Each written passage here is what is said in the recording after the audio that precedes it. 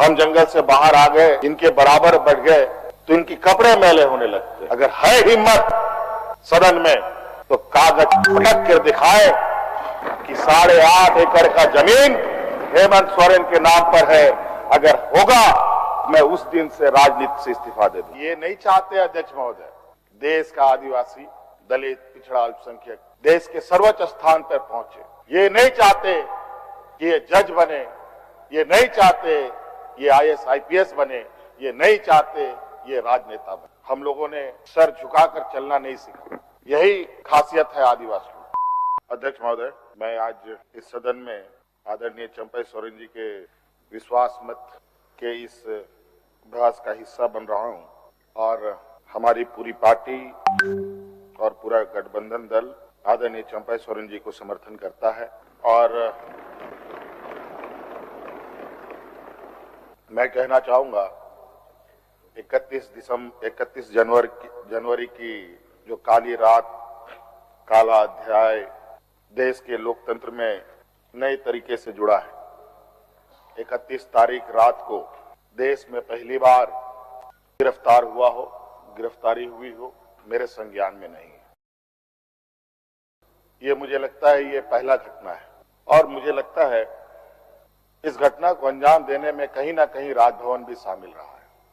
और जिस तरीके से ये घटना घटित हुई है, मैं बहुत आश्चर्यचकित हूं, इसलिए कि मैं एक आदिवासी वर्ग से आता हूं। नियम, कायदे, कानून की जानकारी का थोड़ा अभाव रहता है।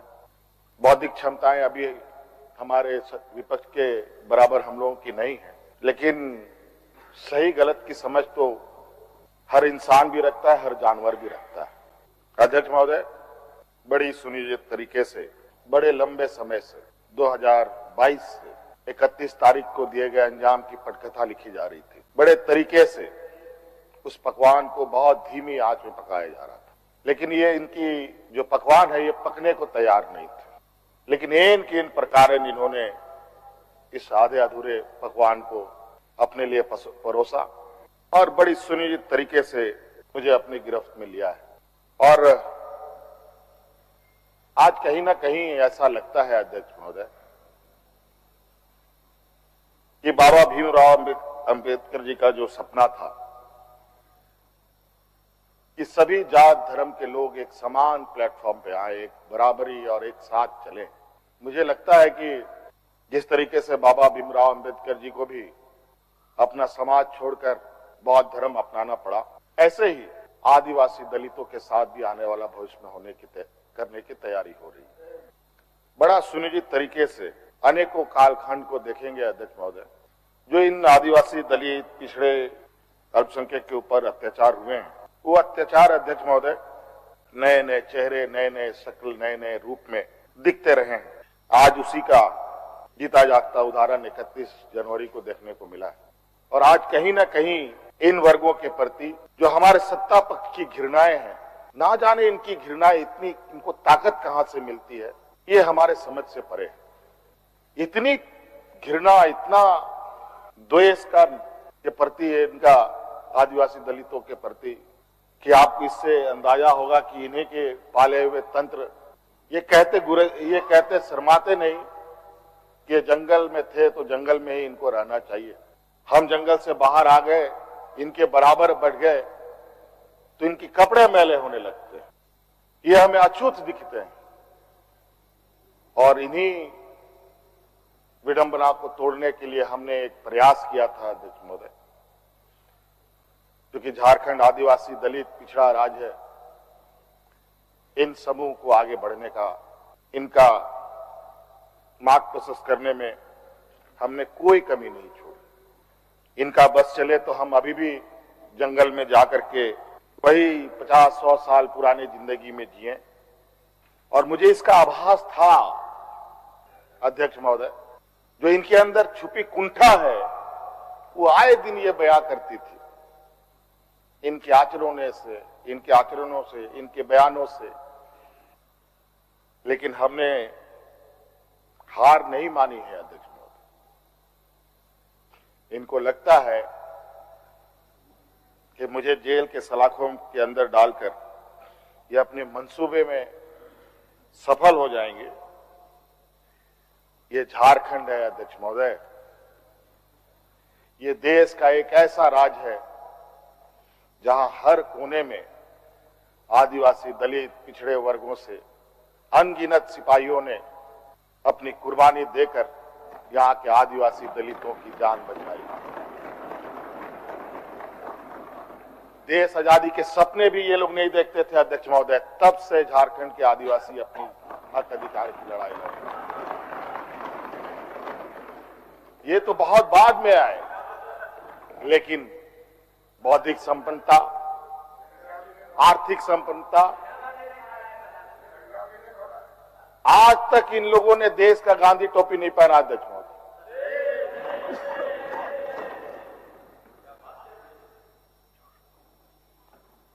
अध्यक्ष महोदय, ईडी, सीबीआई, इनकम टैक्स, जिनको देश के विशेष और काफी संवेदनशील व्यवस्थाएं कही जाती है, जहां करोड़ों रुपया, 12 लाख 14 लाख करोड़ रुपया डकार कर इनके सहयोगी विदेश में जाके बैठे हैं, उनका एक बाल बाका करने का औकात इनके पास नहीं है। इनके पास औकात है देश के आदिवासी, दलित, पिछड़े के ऊपर और बेगुनाह लोगों पर, और उसमें भी गुनाह किया हो तब की बात तो अलग है, बेगुनाहों पर अत्याचार कर। आज मुझे किस लिए अरेस्ट किया गया अध्यक्ष महोदय? 8.5 एकड़ जमीन के घोटाले पर। अगर है हिम्मत सदन में तो कागज पटक कर दिखाए कि 8.5 एकड़ का जमीन हेमंत सोरेन के नाम पर है। अगर होगा, मैं उस दिन से राजनीति से इस्तीफा दे दूंगा। अध्यक्ष महोदय, जब राजनीतिक रूप से ये नहीं सकते हैं, तो ऐसे ही बैकडोर से हमला करते हैं, पीठ पर हमला करते हैं। अध्यक्ष महोदय, मैं आंसू नहीं बहाऊंगा, आंसू वक्त के लिए रखूंगा। आप लोगों के लिए आंसू का कोई मतलब नहीं। आदिवासी दलितों का, पिछड़ों का, आदिवासी के आंसुओं का कोई मोल नहीं।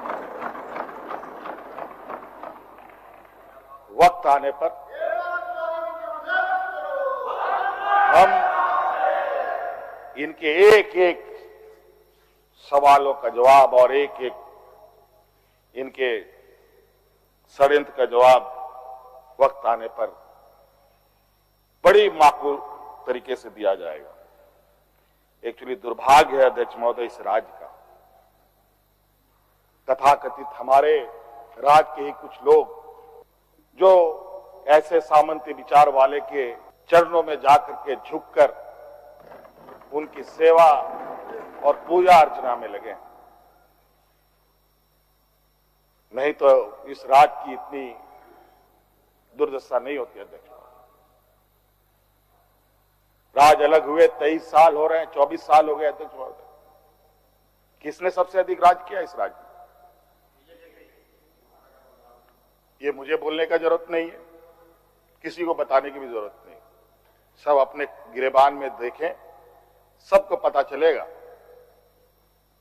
कौन कहां बैठा, किसने क्या काम किया। घोटाले इनको 2024 से ही नजर आ रहे हैं, 2000 से नजर नहीं आ रहे, 2019 से ही इनको नजर आ रहे हैं। आज ये नहीं चाहते अध्यक्ष महोदय, देश का आदिवासी, दलित, पिछड़ा, अल्पसंख्यक देश के सर्वोच्च स्थान पर पहुंचे। ये नहीं चाहते कि ये जज बने, ये नहीं चाहते ये IAS IPS बने, ये नहीं चाहते ये राजनेता बने। इन्हीं के साथ बैठे लोग हैं। इन लोगों ने भी आदिवासी नेता बनाया था मुख्यमंत्री। बता दीजिए इन कितने आदिवासियों ने 5 साल पूरे किए। और मुझे पता था कि मुझे भी 5 साल पूरा करने में रोड़े अटकाएंगे। और नतीजा ये हुआ, आखिरी सांस तक कुछ भी करो 5 साल पूरा नहीं होना चाहिए, रिकॉर्ड में नहीं लिखना चाहिए, रजिस्टर में नाम नहीं आना चाहिए। बस यही। अध्यक्ष महोदय, हम लोगों ने सर झुकाकर चलना नहीं सीखा। यही खासियत है आदिवासियों। लेकिन होता है कि सरसों में ही भूत है तो सारा भूत भागेगा कहां? माफ कीजिएगा, सरसों में ही भूत है तो भूत भागेगा कहां? यहां कुछ भूत ऐसे भी हैं जिसकी वजह से ये कठिनाइयों का सामना करना पड़ता है। बहुत प्रयास हुआ, जब जब हम लोगों ने अलग राज्य का परिकल्पना किया तब भी इन लोगों ने हंसी उड़ाई कि आदिवासी लोग अलग राज्य लेगा। जब हम सत्ता में आए, आदिवासी सत्ता चला पाएगा, कुछ दिनों में गिर जाएगा। मैं हवाई जहाजों में चलता था अध्यक्ष महोदय, उसमें भी इनको तकलीफ। मैं 5 स्टार होटलों में रुकता था, उसमें भी इनको तकलीफ। मैं BMW कार में घूमता हूं, उसमें भी इनको तकलीफ। क्या कहावत है कि हम करें तो गुनाह, ये करे तो क्या? यही कहावत है। खैर छोड़िए। अध्यक्ष महोदय, बड़ा विचित्र स्थिति है। अब जो स्थिति दिखाई दे रहा है अध्यक्ष महोदय, कुल मिलाकर झारखंड के परिप्रेक्ष्य के अलावा पूरे देश के पैमाने में अब आदिवासी, दलित, पिछड़ा अल्पसंख्यक सुरक्षित नहीं। विशेषकर झारखंड में तो यहां के खनिज संपदाओं को, जो वर्षों से इस पर लोगों की गिद्ध नजर है और आगे भी रहेगी। ये तो हम थे अध्यक्ष महोदय, ये बहुत फूक फूक करके उनको आगे बढ़ना पड़ता था।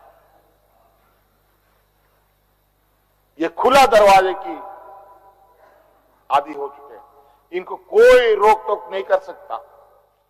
जो इनके सामने आएगा वो इसी तरीके के अंजाम से उसको गुजरना पड़ेगा। और इनको लगता है ऐसे अंजाम देने से झारखंड के लोग घबरा जाएंगे।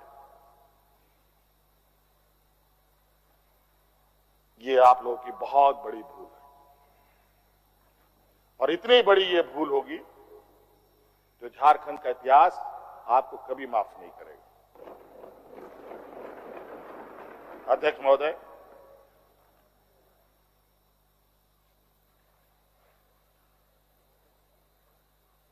आज जो षड्यंत्र का पैमाना है वो इस कदर बड़े उसके जो दायरे बने हैं, कानून के अंदर रह कर गैर कानूनी काम करना कैसा हो, ये कर किसी से सीखना हो तो इन लोगों से सीखिए और इनके संस्थाओं से सीखिए। मैं तो कहता हूं, मैं फिर से कहता हूं कि आप लोग दस्तावेज लाइए सदन में, या आपने ईडी और सीबीआई को सपोर्ट कीजिए और कोर्ट में पेश करें। एक भी दस्तावेज अगर आप लोग निकाल के दिखा दे कि हमने 8.5 एकड़ जमीन हड़पी है, तो मैं उसी दिन राजनीति से संन्यास किया, झारखंड छोड़ के चला जाऊं। अब इनको नहीं मिला तो हमारे बीवी, बच्चों, परिवारजनों के खाता बही ढूंढने में लगे। ये पैसा कहां से आया, वो पैसा कहां से आया, ये आया, वो आया। अध्यक्ष महोदय, असमानताएं देखिए इसी सदन के अंदर। जो सरकार के द्वारा उपलब्ध कराए जा रहे ऋण, जो यहाँ के आदिवासी विधायकों को कितने वर्षों के लिए मिलता है और गैर आदिवासियों को कितने सालों के लिए मिलता है।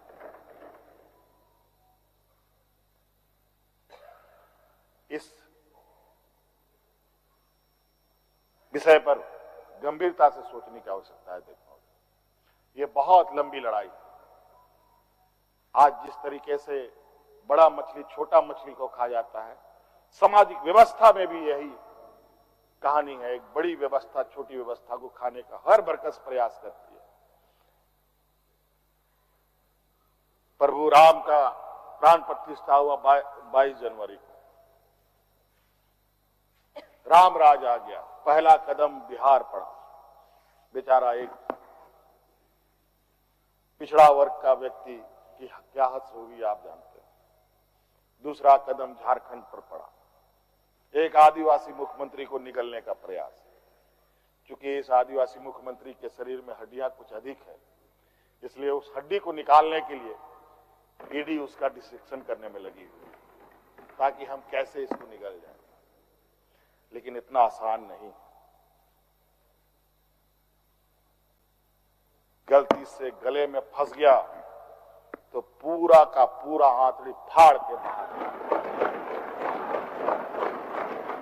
इस वजह से संभल के खाने का कोशिश कीजिएगा।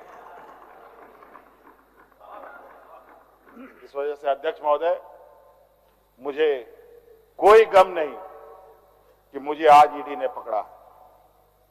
जिस तरीके से बंधुदा का सदस्यता लिया, ये आप चुनाव नहीं लड़ सकते हैं। हो सकता है मेरा भी ये आस करे।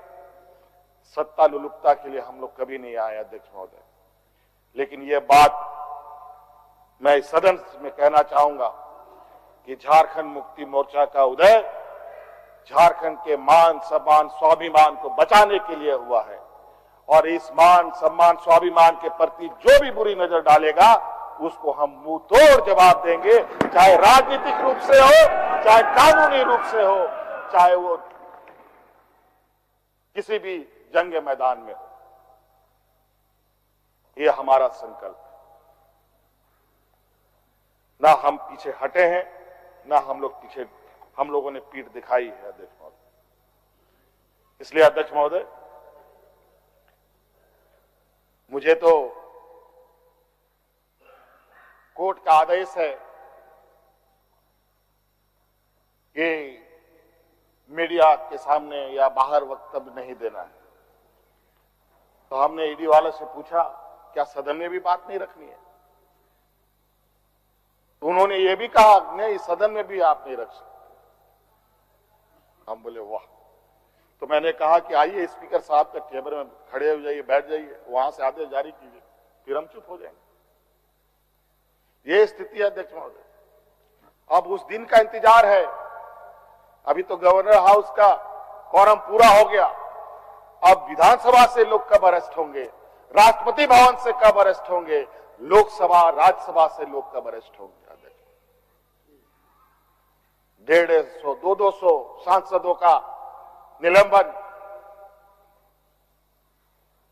क्या अध्यक्ष महोदय ये इतिहास के सुनहरे अक्षरों में लिखा जाएगा अध्यक्ष महोदय?